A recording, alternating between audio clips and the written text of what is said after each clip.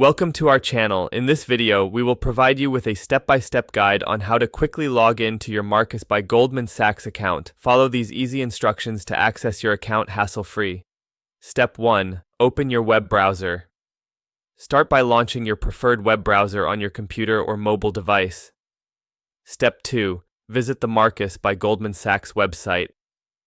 Type in the URL for Marcus by Goldman Sachs, www.marcus.com. Press Enter to navigate to the website.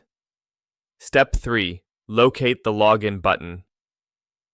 Once you're on the home page, look for the Sign In button, usually located at the top right corner of the page. Click on it to proceed. Step 4. Enter your login credentials.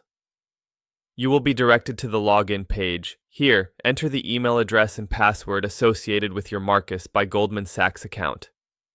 Step 5. Click on Sign In.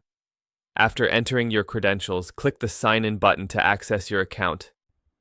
Step 6. Enable two-factor authentication if prompted. If you have two-factor authentication enabled, you will receive a code via text message or email. Enter the code in the provided field and click Verify. Step 7. Access your account.